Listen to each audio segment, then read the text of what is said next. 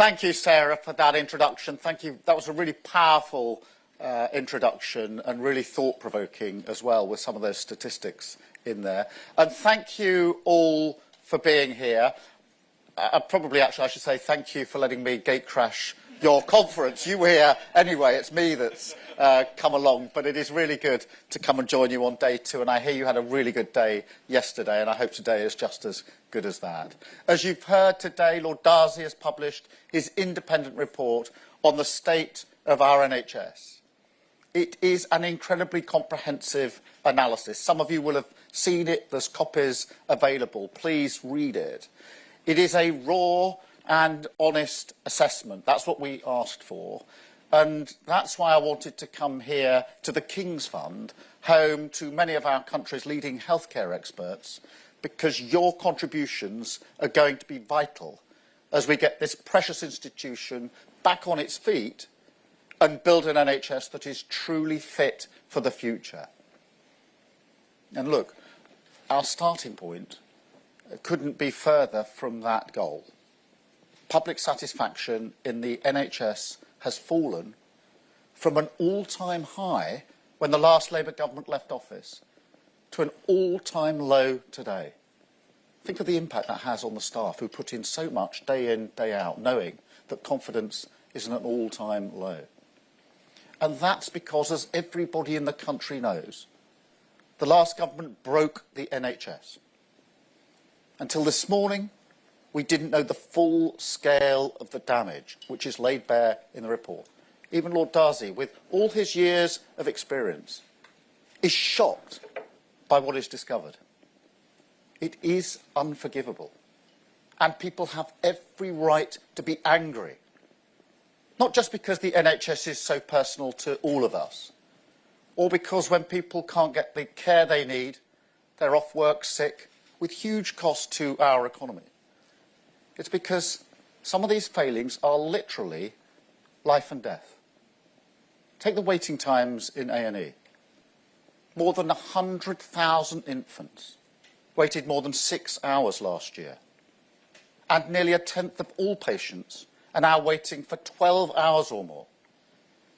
That's not just a source of fear and anxiety.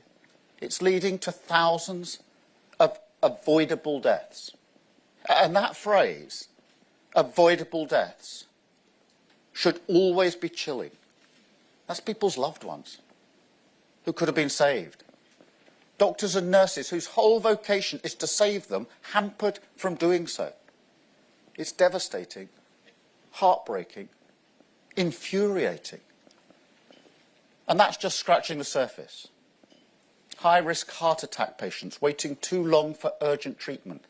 Cancer diagnosis waiting too long, with cancer death rates higher than in other countries. And when it comes to getting help for mental health, 345,000 are waiting over a year. That's roughly the entire population of Leicester. And look, here's the crucial point. The Tories would have you believe that all of this is because of a once-in-a-generation pandemic. But today's report clearly shows that this is just not true. COVID hit our NHS harder than healthcare systems in other countries. The NHS delayed, cancelled or postponed far more routine care during the pandemic than any comparable health system. And why? Because our NHS went into the pandemic in a much more fragile state. Fewer doctors, fewer nurses, fewer beds than most other high-income health systems.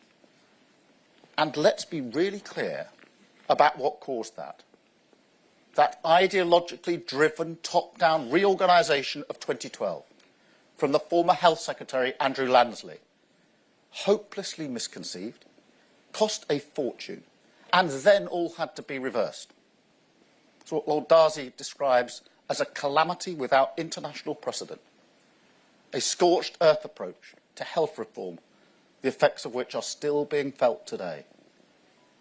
And at the same time, they inflicted what the report describes as the most austere decade since the NH was founded. Crumbling buildings, decrepit porter cabins, mental health patients, in Victorian-era cells infested with vermin. When we say they broke the NHS, that's not performative politics. Just look at it. The 2010s were a lost decade for our NHS. A lost decade in which the Conservatives left the NHS unable to be there for patients today and totally unprepared for the challenges and opportunities of tomorrow. And it's not just the state of our National Health Service in crisis. It's also the state of our national health. We're becoming a sicker society, spending more of our lives in ill health than 10 years ago. There are 2.8 million people economically inactive because of long-term sickness. As today's report makes clear, the NHS is not contributing to national prosperity as it could. Getting people back to health and work would not only reduce the costs on the NHS, it would help drive economic growth and fund public services. But perhaps Lord Darcy's most damning finding is about the declining physical and mental health of our children. Fewer children getting vaccinated, while those from the most deprived backgrounds are twice as likely to be obese by reception age. Twice as likely. Much of this is a direct result of wider social injustices, poor quality housing, lower incomes, insecure employment. All of it not just damaging the health of our nation, it's piling up the pressures on our NHS. So that's the report. But look, I haven't come here just to set out this appalling inheritance, though it is really important that we know it and properly understand it in detail. But my Labour government was elected on a mandate for change. So I'm also here to talk about how together we can fix it. I feel very profoundly the responsibility for this, and indeed the opportunity of this moment. The NHS may be broken, but it's not beaten. As the report says, the NHS may be in a critical condition, but its vital signs are strong. And we need to have the courage to deliver long-term reform. Major surgery, not sticking plasters. We've got to face up to the challenges. Look at our ageing society, the higher burden of disease. And so the NHS is at a fork in the road. And we have a choice about how it should meet those demands. Don't act and leave it to die. Raise taxes on working people, or reform to secure its future. Now, working people can't afford to pay more, so it's reform or die. So let me be clear from the outset what reform does not mean. First, it does not mean abandoning those founding ideals of a public service, publicly funded, free at the point of use. The basic principle of dignity, inspired, of course, by Bevan, that when you fall ill, you should never have to worry about the bill.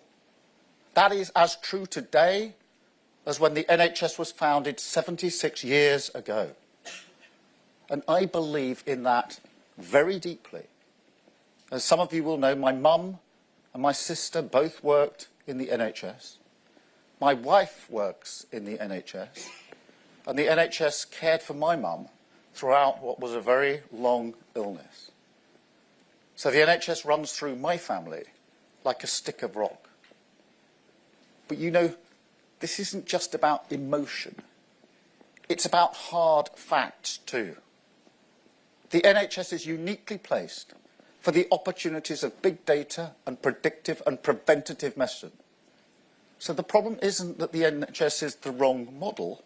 It's the right model. It's just not taking advantage of the opportunities in front of it. And that's what we need to change. Second, reform does not mean just putting more money in.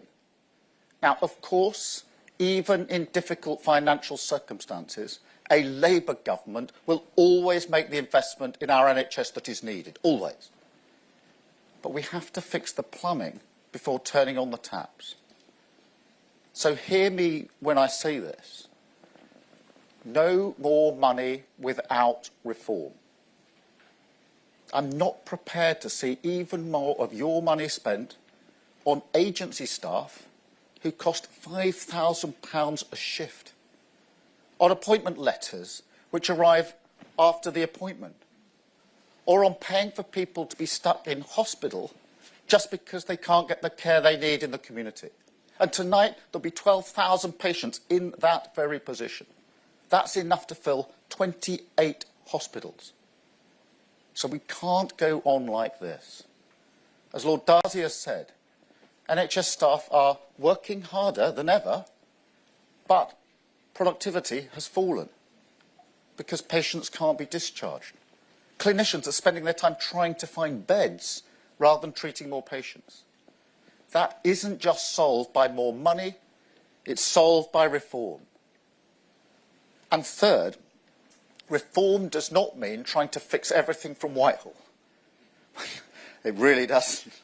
When Lord Darcy says there are vital signs of the NHS and they're strong, he's talking about the talents and passions of our NHS workforce. That's what he's talking about. The breadth and depth of clinical talent, the extraordinary compassion and care of our NHS staff. If we're going to build an NHS that's fit for the future, then I tell you, we're going to do it with our NHS staff and with our patients too. We're going to change it together. Now that starts with the first steps, the 40,000 extra appointments every week. But we've also got to do the hard yards of long-term reform. So this government is working at pace to build a 10-year plan. Something so different from anything that's gone before. This plan will be framed around three big shifts, three fundamental reforms, which are rooted in what Lord Darcy has set out today. First, moving from an analogue to a digital NHS. We can already see glimpses of the extraordinary potential of technology, like the world's first ever non-invasive, knifeless surgery for kidney cancer. Just imagine that. It's pioneered by Leeds teaching hospitals. Or the precision cancer scanners. I saw some of them yesterday. Or simply transforming how we manage a condition. We went to Kingsmill Hospital earlier this year and met a 12-year-old girl called Molly. She's using her smartphone to monitor her glucose levels, instead of being forced to repeatedly prick her fingers. It made such a difference to her daily life and gave great reassurance to her mum, who could remotely check on the settings and the findings. So we've got to make these opportunities available to everyone. We've got to use technology to empower patients and give them much greater control over their healthcare. Take an innovation like the NHS app. This could be a whole digital front door to the NHS. Appointments, self-referral, reminders for checkups and screenings, patients in control of their own data, healthcare so much more transparent, so you always know your options and the standards that you should expect. And you know, earlier this year I went to Alderhay Hospital. Many of you will know it. It's a fantastic hospital where they carry out heart surgery on infants, which is really humbling to see. And I met the parents of a 2-year-old who'd had extremely complicated heart surgery. Tiny infant, incredible surgery. I asked the parents about their child's history and conditions. How did he come to be here? What's the story behind this? And as they told me, I could see them welling up as they went through the history, the conditions, all the background. And then they told me that every time they went to a different hospital, they had to go through all of that over and over again. They really struggled to tell the story, and they had to do it every single time because the records weren't held electronically. So we've got to have fully digital patient records so that crucial information is there for you whenever you go to the NHS. And while I'm on technology, we're also going to throw the full weight of the British government behind our world-leading life sciences. Second, and Sarah mentioned this, we've got to shift more care from hospitals to communities. Now, the King's Fund has long called for this. Successive governments have repeatedly promised it. But what's happened? The opposite. The share of the NHS budget spent on hospitals has actually increased. Now, this 10-year plan has to be the moment that we change that. The moment we begin to turn our national health service into a neighbourhood health service. That means more tests, scans, healthcare offered on high streets and town centres, improved GP access, bringing back the family doctor, offering digital consultations for those that want them, virtual wards, and more patients safely looked after in their own homes, where we can deal with problems early before people are off work sick and before they need to go to hospital. And we have to make good on the integration of health and social care, so we can discharge those 26 hospital worth of patients, saving money, reducing the strain on our NHS, and giving people better treatment. And third, in terms of the shifts, we have got to be much bolder in moving from sickness to prevention. Now, we've already announced NHS health checks in workplaces, blood pressure checks at dentists and opticians. But that's just the beginning. Planning for 10 years means we can make long-term investments in new technologies that will help catch and prevent problems earlier. And there are some areas in particular where we've just got to be more ambitious, like children's mental health or children's dentistry. You know, one of the most shocking things that I saw, this was actually when I was at Alderhay Hospital again, I mentioned the heart operations, but whilst I was there talking to the staff, it became clear that the single biggest cause of children going into that hospital between the ages of 6 and 10 was to have their rotting teeth taken out. I couldn't believe it. I was genuinely shocked. All politicians say they're shocked too often, but I was really shocked. The single biggest cause of going into hospital, 6 to 10-year-olds, have your teeth taken out. Can you think of anything more soul-destroying?